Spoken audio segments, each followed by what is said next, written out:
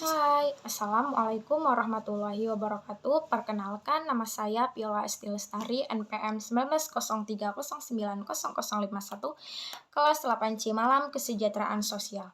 Mata kuliah Perubahan Sosial dan Dampak Pembangunan. Di sini saya akan membahas materi keempat tentang studi modernisasi baru.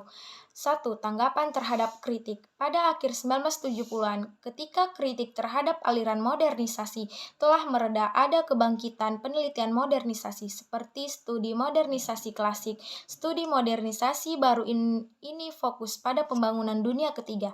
Analisis dalam studi-studi ini dilakukan di tingkat nasional dan bertujuan untuk menjelaskan bahwa pembangunan terjadi terutama melalui faktor internal seperti nilai-nilai budaya dan institusi sosial. Studi-studi baru menggunakan istilah-istilah yang mirip dengan yang ditemukan dalam studi-studi klasik. Istilah-istilah seperti tradisi dan modernitas, dan mereka pada dasarnya memiliki asumsi yang sama bahwa modernisasi dan kontak dengan negara-negara barat umumnya bermanfaat bagi negara-negara dunia ketiga. Namun, ada juga perbedaan mencolok antara studi modernisasi klasik dan baru. Studi modernisasi gelombang baru ini berbeda dengan studi modernisasi klasik, dan beberapa alasan. Pertama, studi modernisasi baru menghindarkan memperlakukan tradisi dan modernisasi sebagai seperangkat konsep yang saling eksekutif. Yang kedua, ada perubahan metodologi. Studi modernisasi baru cenderung berfokus pada kasus-kasus konkret.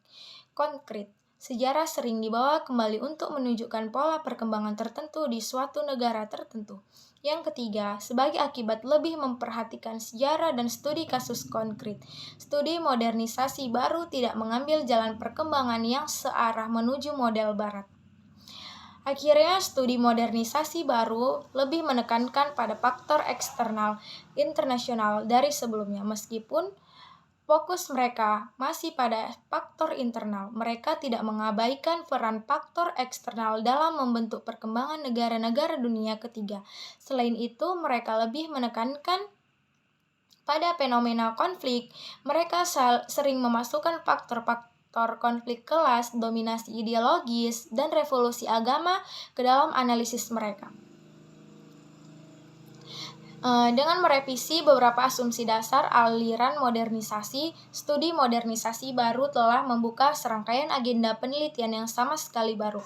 Pada bagian berikut, beberapa masalah penelitian yang dibahas oleh studi modernisasi baru akan dibahas seperti bagaimana familisme telah mendorong kewirausahaan di Hong Kong, bagaimana agama rakyat telah membentuk modernisasi Jepang, bagaimana agama Islam terkait revolusi Iran, dan bagaimana lingkungan internasional telah mempengaruhi perkembangan demokrasi di negara-negara dunia ketiga.